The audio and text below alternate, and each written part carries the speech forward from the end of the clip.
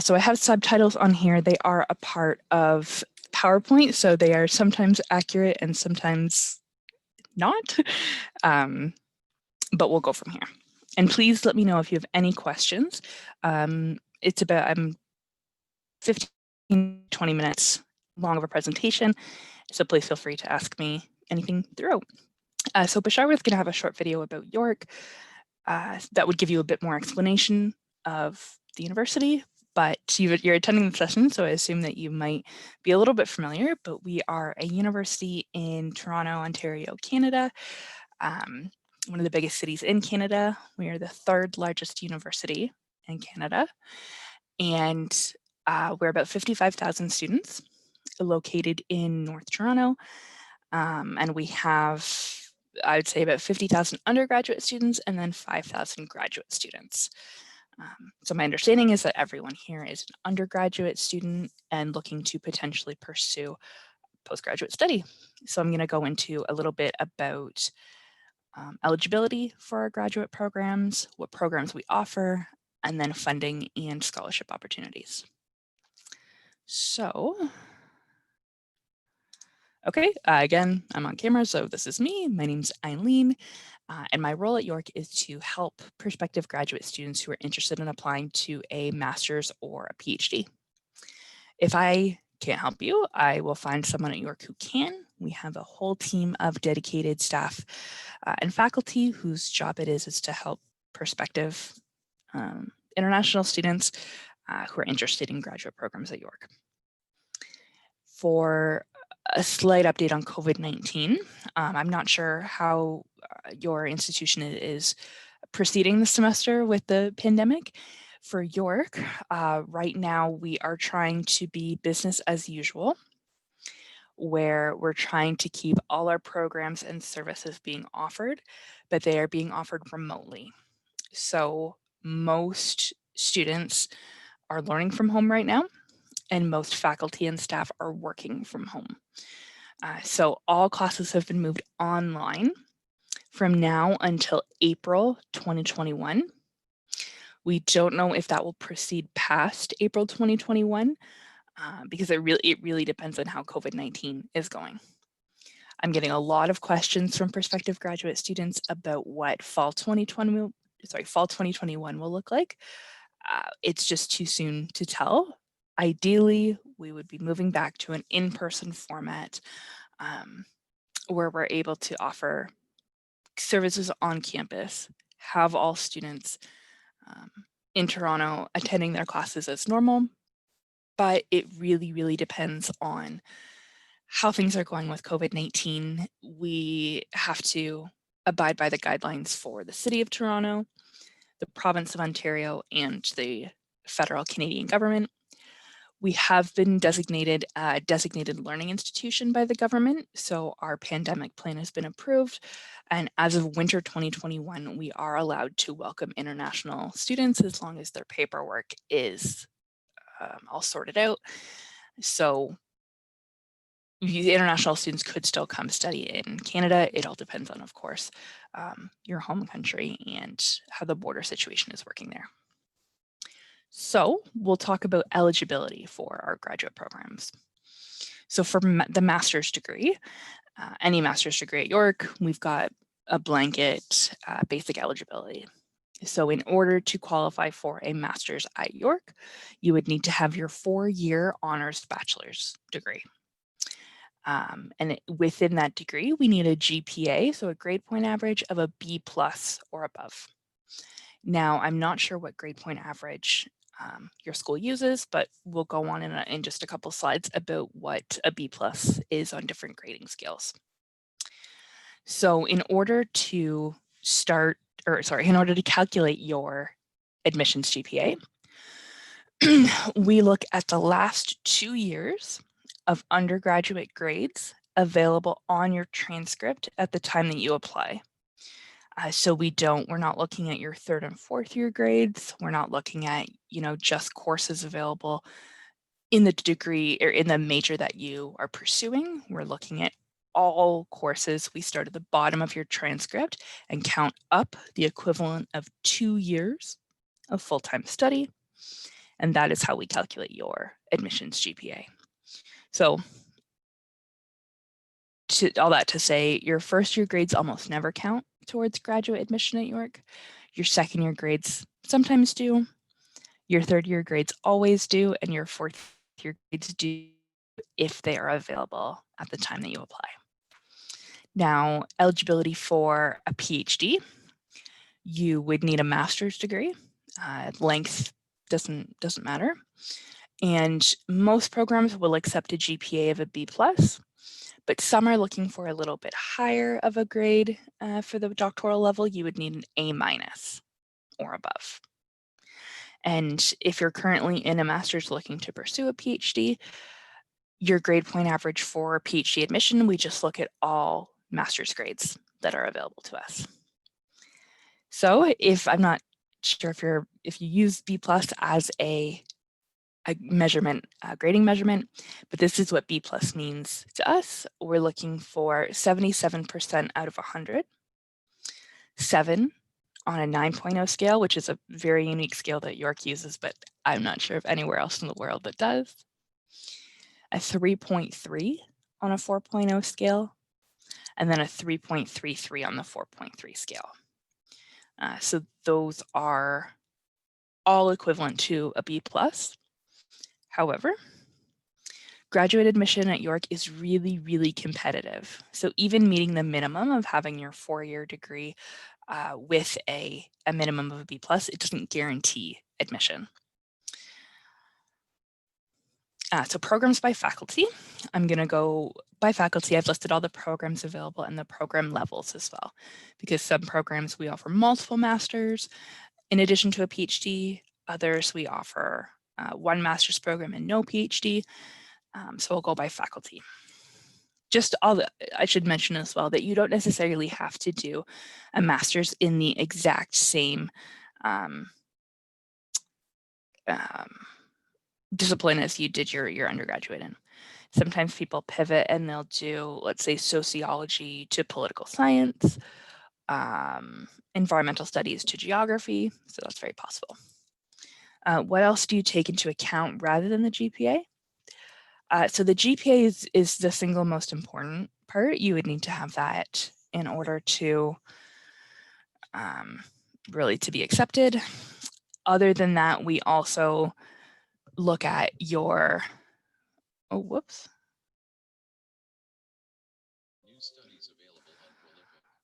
Whoops. Sorry about that. Not sure why my computer did that. We look at your resume. We look at a statement of interest. So resume, we would look at your work, volunteer, educational and research, any experiences that you've had in those areas. Statement of interest. So basically 500 to 1,000 words about why you would want to pursue the program. References. Most programs have you submit references, either academic or professional. 2 or 3 is the usual amount. Sometimes you're requested to submit an English language proficiency score, but really your transcripts, your resume, your statement of interest, and references are key. Would a published academic paper or provisional patent help besides GPA? Yep, it would be a good addition to that. Definitely put it on your resume or CV. Any research experience, any industry experience is always going to be a plus for sure. So we've got our School of Arts, Media, Performance, and Design. Now I've listed all the programs out here. And again, some offer just an MA or an MFA. Some offer multiple masters plus a PhD. For the business graduate degrees, do you require a GMAT score, and is there a limit for years of experience prior to the MSc? Business, I'm not familiar with. So the Schulich School of Business is a separate entity at York. So if you wanted to apply for the MBA, that would be a separate conversation you need to have with them. I will share, let me exit of the full PowerPoint screen here. We are having an open house on next week, actually, November 4th, 5th, and 6th. And if you're wanting to talk to a program specifically, including programs in the Schulich School of Business, will be available on that day. So I really encourage you to register for that. There's also more in-depth presentations about funding, scholarships, and Q&A about studying in Canada, that kind of thing. Let's see here. Great questions. Are there any specific numbers of years of experience? No. Some programs don't require any work experience.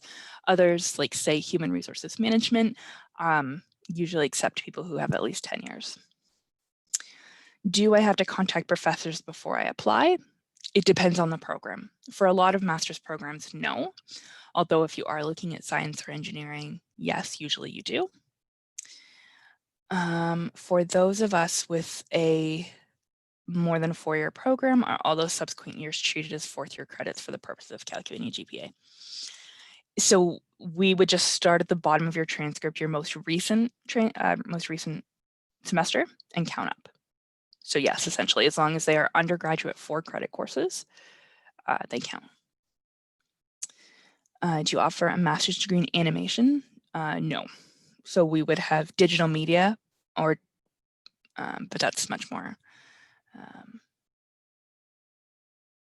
It's not standalone. That's not the word I'm looking for. But no, not animation specifically.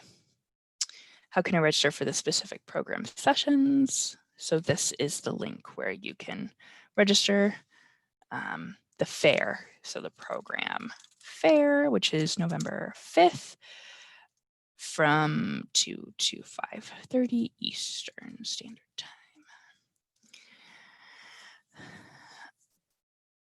If my GPA is below a B+, I shouldn't apply.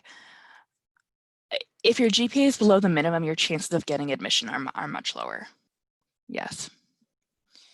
Do you offer programs in digital marketing? We have the master's in marketing. It's not necessarily completely digital. Do you offer master's in marketing or is MBA? No, we do offer marketing as well. The GRE exam, is it a requirement for engineering and science PhD programs? No, for any of our programs at York in science or engineering, it is recommended for electrical engineering, computer science, but not required. Do you offer a PhD program in political science with international relations as a specialization? So you can do your PhD in political science, and then you would specialize. There's not an official specialization. It would be your research project that you choose to do. What are the programming languages needed in management of AI? So it would really depend on if you're applying to the Masters of Science in Computer Science, specializing in AI, or the Masters of Management, the business program, wanting to specialize in AI. So you would want to talk to the program about that, and the program fair is listed in the chat. Is the GMAT or GRE required for a master's in marketing? If yes, what score, please? I'm not sure. Marketing is a business program school. I'm not sure if Schulich is joining the session at all, or if they're having a session, but they would be the ones to ask. Great questions. So I'll continue on with faculties. What time are we at here? We've got Faculty of Education. So just to note that the MEd is not a teaching degree. It's more for people who want to work in a college or university environment, or to be an administrator at a school, so kind of like a principal, or someone in curriculum development. Faculty of Environmental and Urban Change. So both our environmental studies and geography program. If I have a specific disability and I believe it affected my education, can you accept a lower GPA?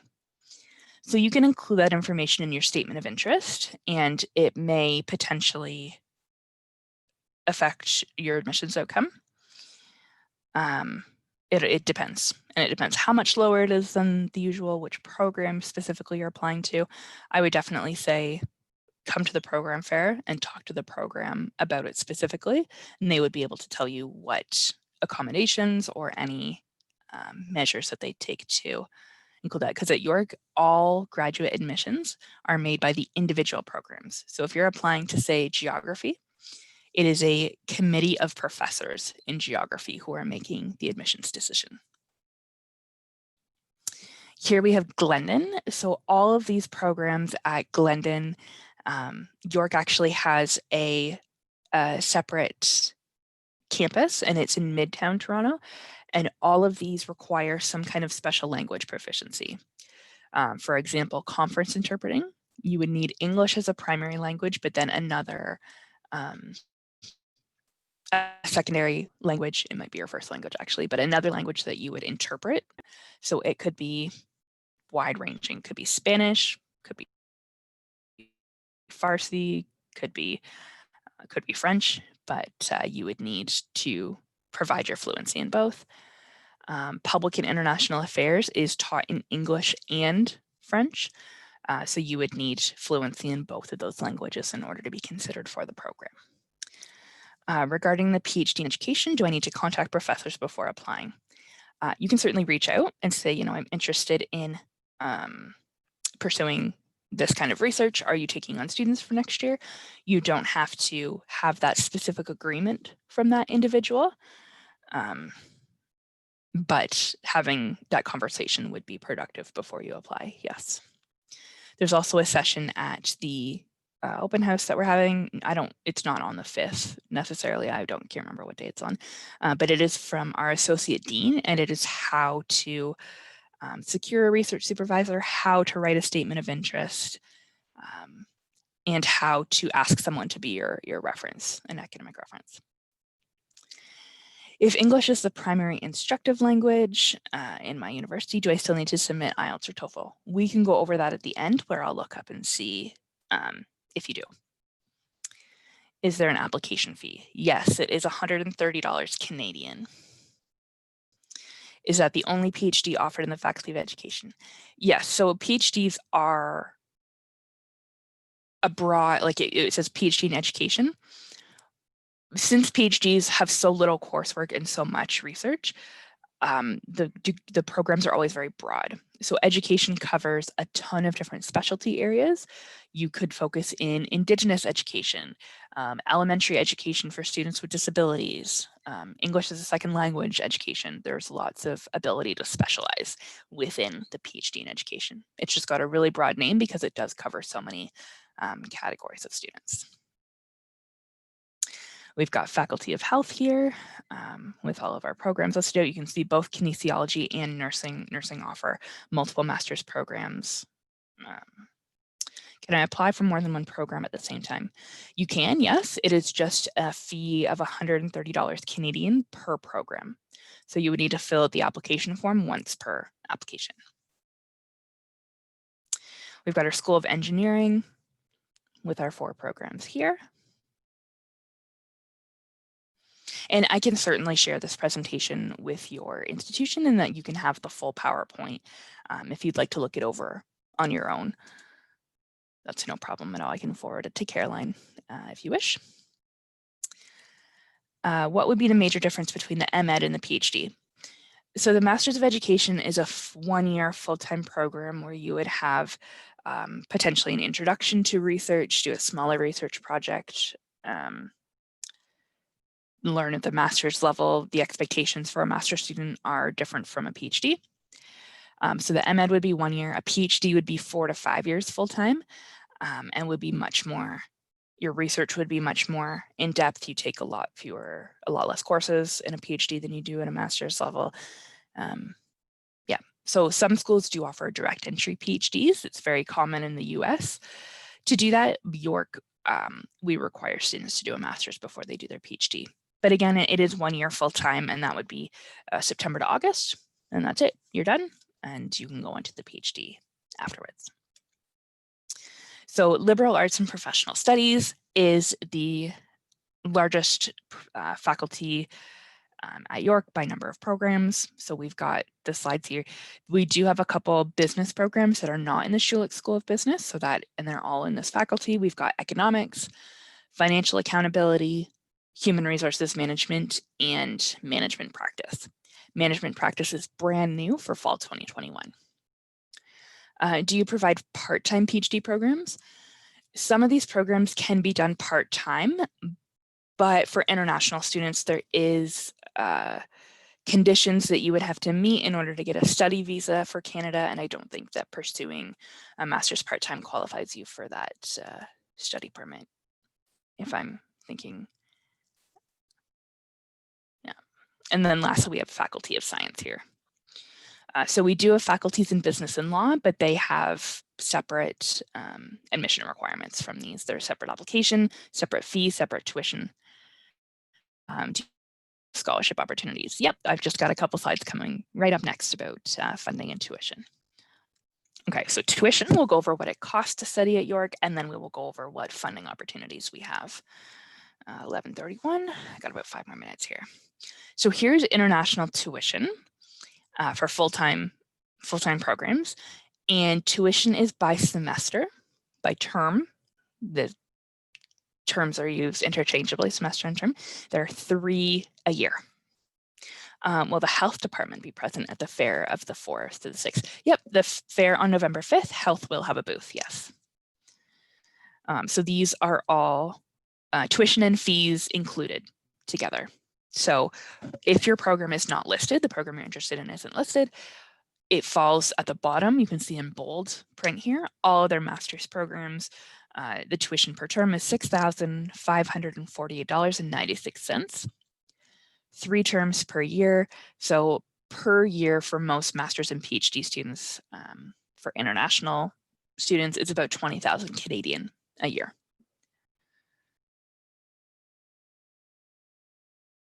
Okay, so no questions about that. Now funding. So we've gone through what it costs. Now we'll go through various supports that are potentially available to you to help pay for your funding or pay for your schooling. So there's 2 types of international graduate student spots at York. There are funded spots and unfunded. So funded means a program is going to offer you a certain amount of money, a certain level of money to come study at York. So it would be, congratulations, you've got a spot in this program. Here's how much money we will give you to financially support you every year. If you have a funded spot, you will find out in your offer letter. So that's where we put any scholarships or funding that you get automatically. Then some programs have unfunded spots. So it would be, yes, absolutely, you can come study, and you would just have to pay for it yourself. Is the tuition for Canadians available online? Yep, I can grab the link for you when I exit out of the PowerPoint, or if you want to know for a specific program, you can email me directly and I will look it up and email it to you right away.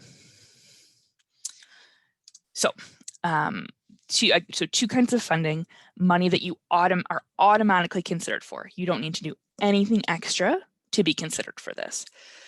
So you are automatically considered for a funding package at York. So that is a chunk of money that a program would give you. You don't have to apply. You don't have to do anything extra. It's just applying to the program. They assume that you want this money. So it could be made up of grants, which are free money, entrance scholarships, guaranteed jobs, that kind of thing. Then there's also money you can apply for. So anyone can apply for this. You don't have to, but you can. There's bursaries, which is money given out based on financial need. Internal scholarships at York, so money that the university has to give out to individual students. External scholarships given by companies, and then government scholarships, both by international governments, but also by the government of Canada. They have quite a few scholarship opportunities. Are these scholarships full? They're different amounts. So some internal scholarships might be $1,000, whereas some government scholarships might be $15,000.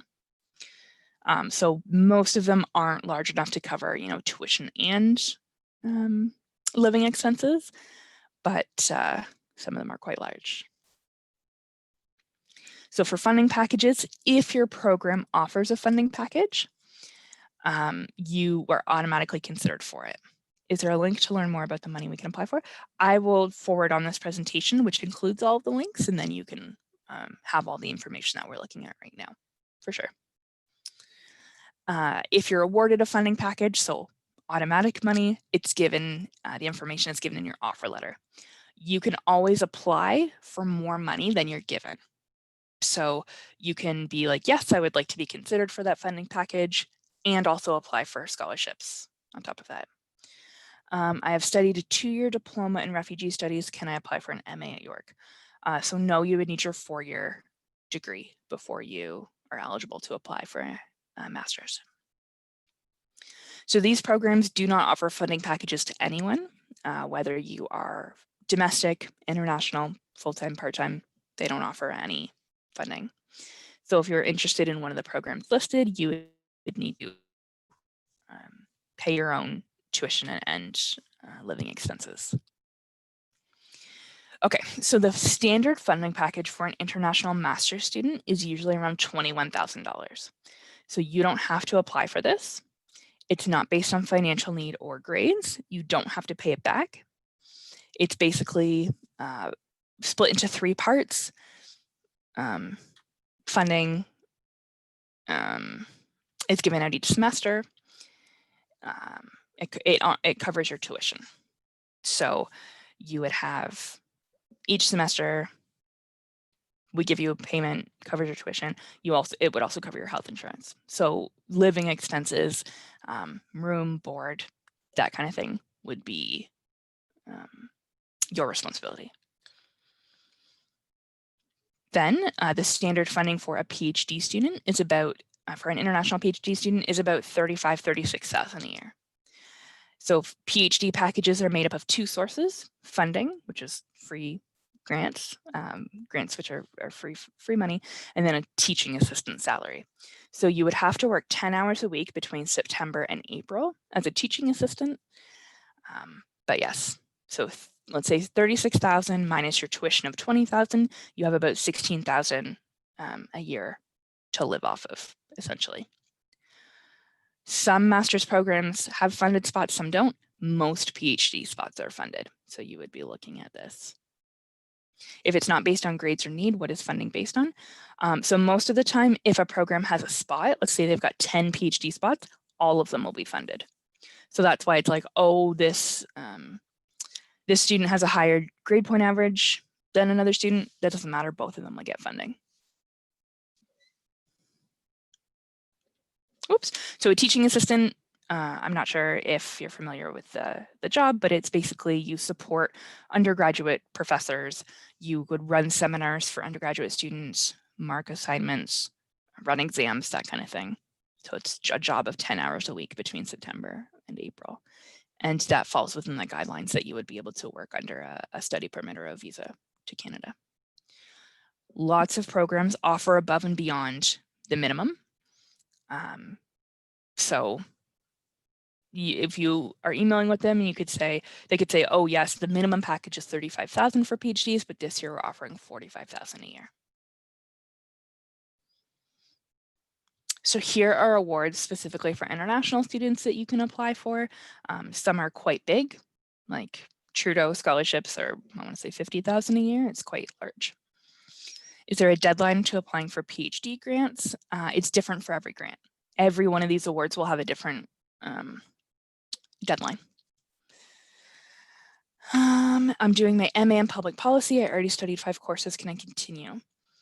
So you would be able to apply to the program, but at the graduate level, we don't really transfer courses a lot of the time because the curriculum can be so different. So if you wanted to apply to continue on, you would probably not be able to transfer all of your courses.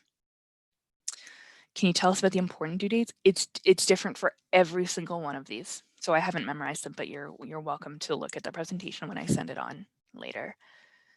What is the deadline for Masters 2021? So this is the timeline because most graduate programs at York only accept students for a September start. So applications open now, they're already open to start next September. The earliest a deadline can possibly be is December 15th, but every program has a different deadline. So some programs are due December 15th, others are due January 15th. March is usually the latest you can apply. Application admissions decisions will come out between February and June, and then school starts in September.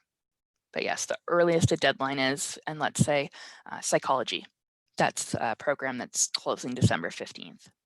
Other ones are open until February, March.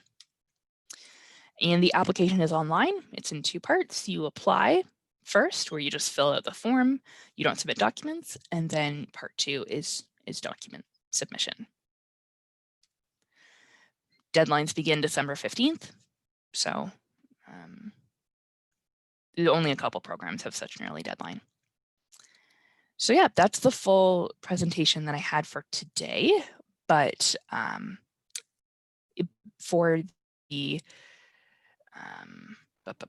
Experience Grad York, where you can meet individual programs, go to sessions specifically on scholarships and funding packages, that is here as well. So happy to answer questions. It looks like Bashar's here now. If they want to do a presentation, I feel like I've answered a lot of questions already in the course of the presentation. If English is the primary language of instruction at my university, do I still need to submit IELTS or TOEFL? Great question. Okay, so what I'm gonna do, I'm not sure if you can still see my screen here. Let me see here. Okay. So, whoops. American University, Cairo, and go. I'm really not sure.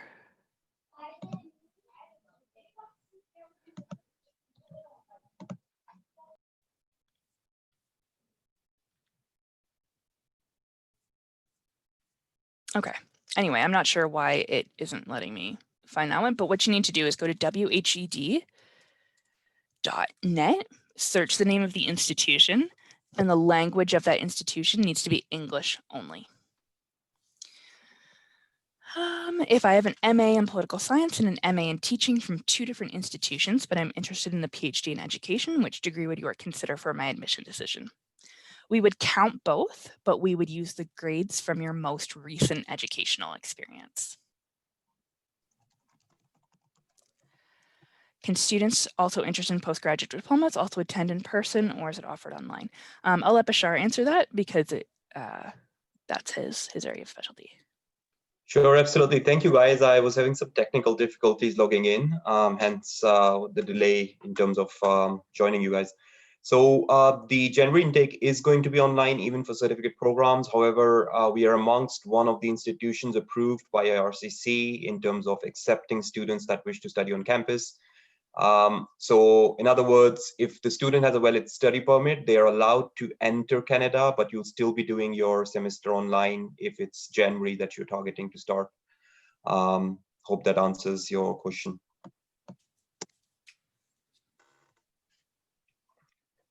So Aileen, I do have a small presentation. Once you're done, then I can just go through some of that information. Yep, nope, fully done. So we're happy to have you, Bashar, with us as well. I just want to answer to Eileen's comment that she said about the AUC. I opened up the system and I found that AUC, the language is English. So I think then this would apply to AUC as a point of reference. You will not need to do any IELTS or TOEFL exams. Perfect.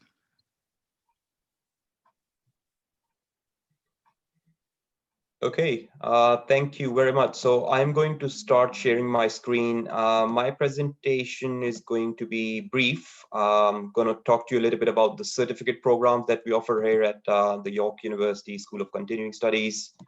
I'm just going to get started in a second. Hope you guys are able to see my screen here. Right, so I believe my colleague Aileen's probably, giving you some introduction of York University. So I'm not going to spend too much time talking about, bits and bob about the institution. Just to give you a slight introduction, my name is Bashar, and I look after the recruitment from Middle East and North Africa for the School of Continuing Studies. I'm going to skip through some of these slides because I believe we would have already covered some of this information. So starting over the School of Continuing Studies, it was founded in the year 2015. The School of Continuing Studies is a part of York University. It's home to continuing professional education programs and the world-renowned university's English Language Institute. I guess what's relevant to us today is the programs, the certificate programs that we offer here at the School of Continuing Studies. So I am going to only talk about that and not the English Language Institute. Okay, so to give you an idea about these certifications, basically, these are graduate certificate programs designed to complement and build on previous academic study and practical work experience. So as the university graduate, you could be exploring to sort of upgrade your knowledge skills. You could be someone that has been employed for a little while, now looking for a career change, looking for more further progression in your career, or in general, staying current in today's fast-paced knowledge-based economy, which is why you're looking to take up a program that can provide you with the relevant knowledge and skills to be able to join employment. The certificate programs that we offer are 8 months in length. These are all full-time programs available to international students. We do have a large range of programs, but not all of them are offered full-time. So there's about 7 certificates that are offered full-time for international students on campus. Those include business administration, human resource management, accounting. We have advanced professional accounting, which is basically the next stage after the first accounting certification, and you must meet certain prerequisites to be able to get into the advanced professional accounting certification.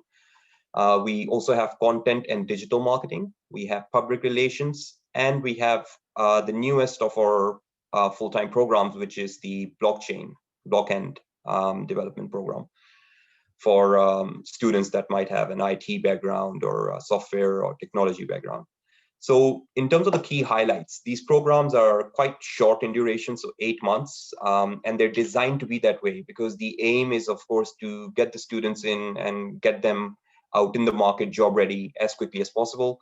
There are multiple start dates for the program, so January, May, September for most of the programs.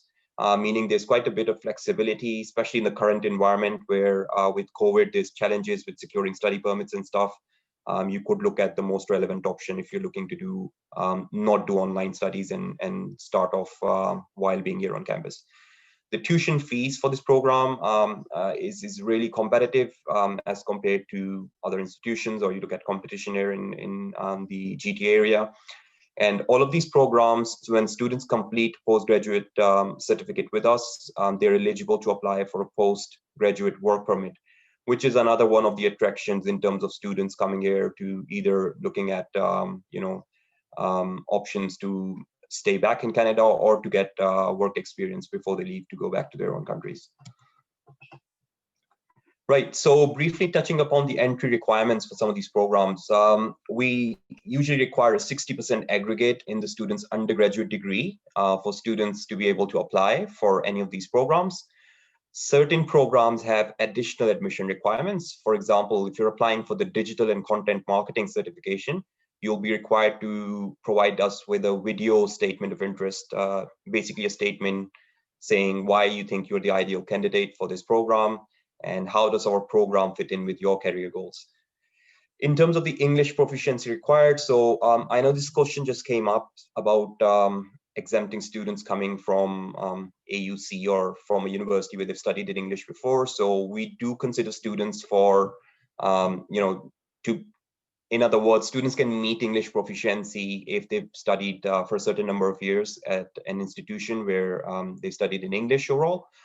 So that could be an option, but if you are going to be doing IELTS, we ask for at least a 6.0 in IELTS overall, or a Duolingo score of 104. At the moment, students are struggling to get IELTS done because of COVID again. I'm not sure if it's being offered currently in Egypt or not. So Duolingo is actually an easy replacement. You could do the test online. You get the results very quickly. So it's something that international students are looking at these days, and we're accepting this English test too. There are other programs that have a slightly higher English proficiency, for example, blockchain, where we need a 6.5 overall and 6.5 in each individual component as well. So please keep that in mind if you're looking to apply for the blockchain program. All of our certificate programs are quite competitive because we have fewer spots and more students applying, meaning that meeting these minimum entry requirement does not always guarantee the admission. So we would sort of pick and choose the best students, the best profiles. So if you have a 70% mark in overall in your degree and you have a 7-band IELTS, then of course, you would probably have better chances of being accepted. So I'm just going to quickly look at the chat here because there's some questions here. What is the difference between a certificate and a master's degree in terms of options related to work permit following completion of both programs? Do they both offer same privileges? Very good question, Nada. So in terms of work permits, the duration of the work permit is usually tied up to the duration of your program. Now, most master's program are 2 years in length. Our certificate programs are 8 months, so you could say 1 year, 1 academic year in length. So when the students would do a certificate program with us, if they just complete one certificate, they're looking to probably get a work permit of up to 1 year. Whereas if you're looking to do a master's degree of 2 years, then you're going to be getting a longer duration of a work permit. In terms of everything else, it's pretty much the same. So the requirements, the rules and regulations of the graduate work permit are the same. So you could work basically anywhere in any organization. There's no difference as such. One of the other options available to students is, for example, if you have an accounting background and you're looking to do the number one, the postgraduate certificate in accounting, you could essentially complete that certificate of 8 months and then enroll into the advanced professional accounting certification.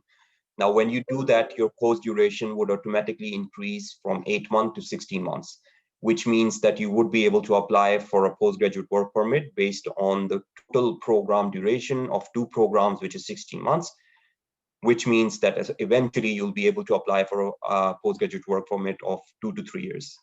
So again, there are options for you to avail, but again, it all depends on your primary goals. The other question here is, if I already did general IELTS, would it work, or would I redo academic IELTS? So we do require academic IELTS. Unfortunately, we cannot accept general IELTS, so you will have to retake that. Are you obliged to return to your country after that?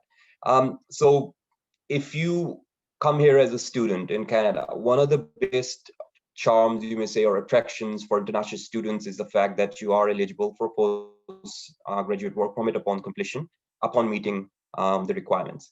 So that is definitely one thing that you could look at in terms of getting some relevant work experience while being here in Canada. And then there are other options for permanent residence. There are options that students can look at. It would be best if you speak to someone that is qualified to provide immigration advice. Maybe they can touch a little bit more upon all the other options. But in short, yes, there are options available for students. Is it possible to apply for 2 CP programs at a time? Lena, you cannot apply for both certificates at the same time. However, what you can do for sure is you complete one program and then apply and enroll into a second program that you can start after completing one of the certificates. So like I explained, for example, the PG certificate in accounting and the advanced accounting is a very good example. You would first apply to the accounting certification, complete that, and then join the advanced certificate if you like. So yes, there is a possibility, but you just can't do it concurrently, meaning you cannot do 2 certificates at the same time. Okay, moving further to the slides. So I've got some tuition fees mentioned here for you as well. I know that students are, of course, keen on knowing tuition fees for the program. So here's a quick glimpse of the tuition fees. So for most programs, you can see business administration, accounting, public relations, digital and content marketing. It's only $15,199, and that's the tuition fees for the full program. And then certain other programs are slightly more expensive, such as blockchain, which is $29,999, and then you've got the HRM certificate, which is almost $19,000. Okay, so I'm not going to go through the ULI programs because it's not relevant to you guys. Just a quick chart. Again, this is more in the context of undergraduate students, but if that helps you to any extent, then it's good to share. So if you're looking at housing, residence on campus, looking at anything in between 1,620 to 2,790. If you live off campus, of course, it's cheaper to live off campus, so you could probably get something in about $1,000 a month, and that could vary by area or living arrangements. Meals and groceries, again, on campus could range anywhere between $250 to $1,125. If you look at off campus, it's again going to be slightly cheaper. Healthcare also, of course, one that students will have to pay for here in Canada. Transportation, we've got the TTC pass cost here for you, just for you to get an idea. Mobile phone plan could cost you about $50, $25, $50, depending on the option. A restaurant meal could cost you $20, $30, but again, you eat at McDonald's, maybe it'll cost you $11 for a meal. So there's ways in which you could save money there too. A little bit about the campus. So I'm going to go back to the slides and talk to you about the Kiel campus in particular, because that is where we offer our certificate program. So Kiel campus is the larger one of our two campuses. Majority of our students study at the Kiel campus. It's a state-of-the-art campus with really excellent facilities for students, no matter what you're looking for. Let it be housing, let it be, we even have a mall on campus, so there's all the facilities you could look for, banking, shopping, eating, everything is available on campus for students. It's basically like a city within a city. We also actually have a subway station at the York University Kiel campus, so commuting to the campus is actually quite easy. And then there's easy access to downtown Toronto from the university's campus as well. I think there's more questions, so jump back into the questions. Is it possible to be a part-time master student if I found a job there? Abdurrahman, as an international student, you should be studying full-time. You shouldn't be studying part-time. So if you are an international student in Canada, you'd be looking at studying full-time and not part-time. Okay, yeah, Aileen's answered that question. Sorry, I didn't see that. So is there any funding options available, scholarship for PGDs? Unfortunately, we do not have any funding options available for international students. There's no international scholarships as such. The program are not really that pricey. If you look at compare the cost of tuition, you would probably notice that our tuition is right in line, or maybe even slightly cheaper than some other institutions here. And when you're looking at certificate programs, you're probably also comparing us to post-secondary colleges, for example. So the likes of, the more popular ones like Seneca or George Brown, or some of these large colleges that we have here in the Toronto area. Our tuition fees is actually very reasonable. So we don't really have any international scholarships, unfortunately, for students going to these certificate programs. Can I start applying even if I didn't graduate yet? So again, very good question, Norhan. You should only apply once you've received your degree, and you should only apply after you've received your English proficiency skills too, because we do not give out conditional acceptances for these certificate programs. So unless you've sent us your award or your full complete transcript of your bachelor's program confirming the overall grades and stuff, unfortunately we won't be able to admit you and make you an offer. So good question again. Please make sure you apply only once you have the English proficiency result and you also have your undergraduates. One thing I also wanted to mention is about students that might want to apply after master's degree. So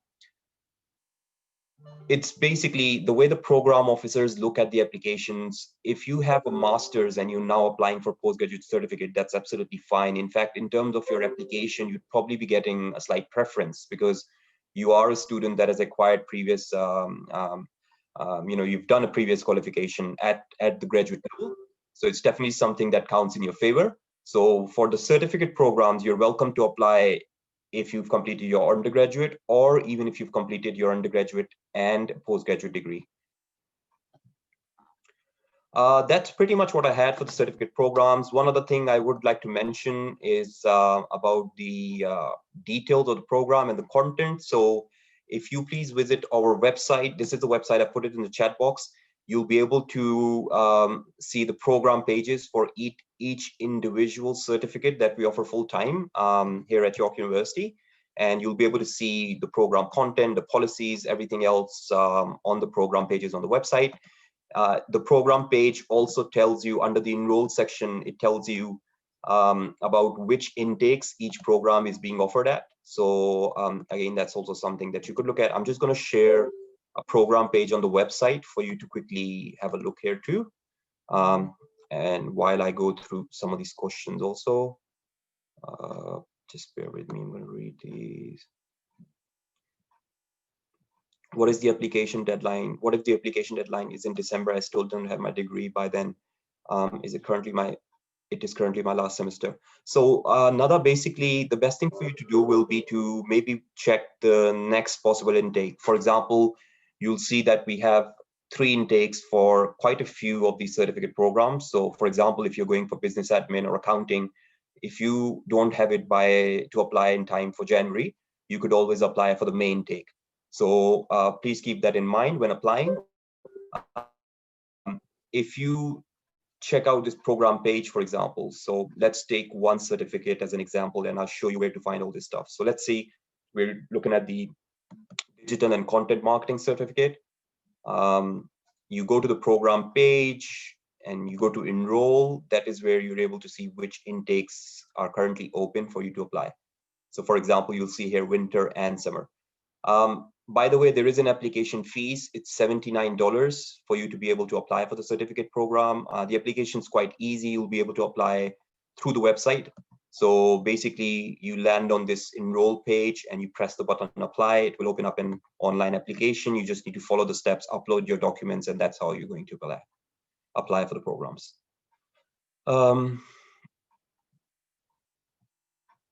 Is it the same for PhD programs? So Iman, I'm going to leave it for Aileen to answer that. I think she already has. Yes, the same for PhD as well. Okay, there you go. So you've got the answer there. So that's what I had for our certificate programs. If you guys have any additional questions, I'm happy to answer them now. What I'll also do is I will put down my contact details in the chat box here. So one more question. Do we qualify for a spousal work permit if we apply for a PhD? I'm not sure what you mean by that, but if you mean, yes, you could apply for your dependent to come and join you. As if you have a spouse and you'd like to join them, yes, you can, because it is a full-time program and it's more than 6 months. So you'd probably be able to do that. I cannot comment on the work permit part of things. That is something that you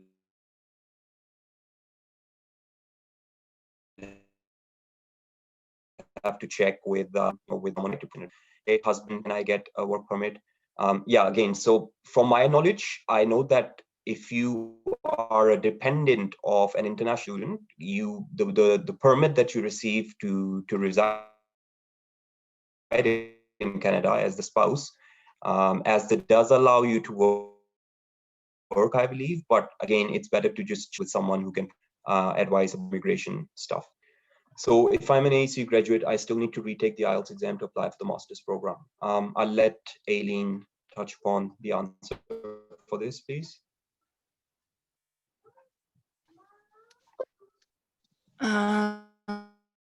So if I'm an AUC graduate, I still need to retake the IELTS to apply for the master's program. No, so Caroline had indicated that the institution is English only on WHED. So that would mean, no, you wouldn't have to provide an IELTS or TOEFL when you apply.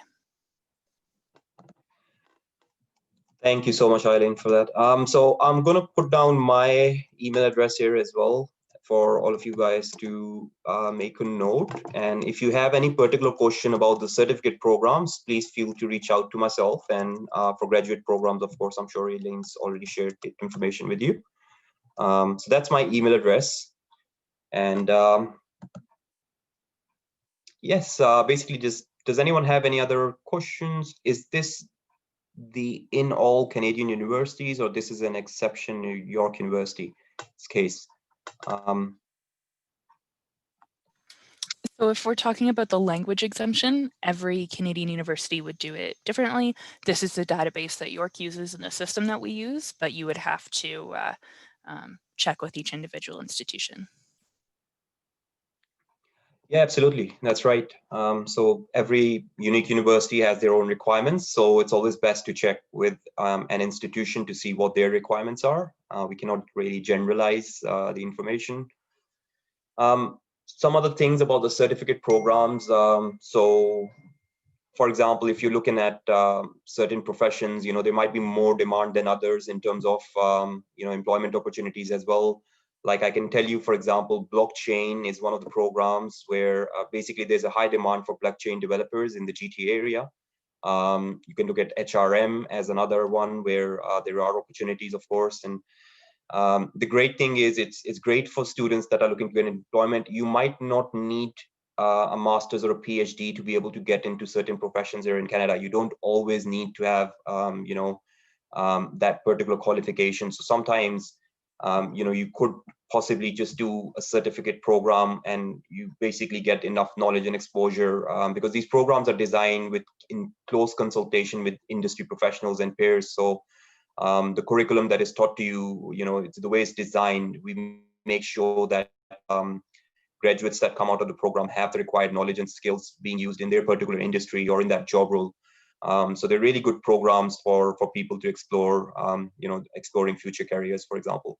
And some programs, there are requirements for them to have a cognate background. For example, if you're applying for blockchain, it's a technology related program. You will be required to have a relevant background in your bachelor degree to be able to apply. Whereas, let's say you wanted to apply for a business administration certification, you don't necessarily need a cognate background. So you could be a graduate from an engineering degree or, could be any other background and still be able to get into the business management certificate. So those are just some of the things for you to consider before applying. One other thing I should mention is about the accounting certification. So if you're looking to apply for the advanced professional accounting certificate, then you should meet certain prerequisites.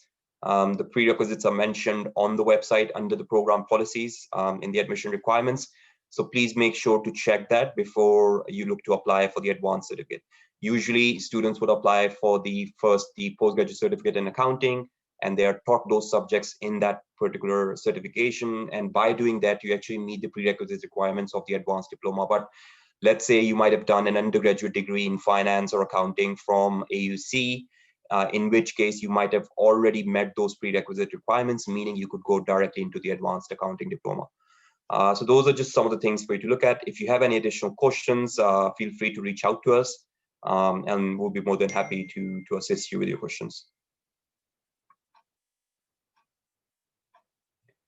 Okay, so if Aileen, can you please give your, so she did mention it in the chat above, I believe.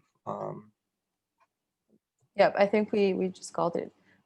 So I really want to thank you, Bashar and Aileen, for taking the time to join us today. And we apologize for the technical issues that happened, but we're thankful enough that you're able to join us after all that. Definitely, I already received the email from Eileen with the PowerPoint, and this session is already recorded. So I will be posting it on the students' career web accounts, where any student, even those that did not attend, will be able to have access to it. Thank you very much, and hope we get to see you on campus when campus opens up again. Absolutely.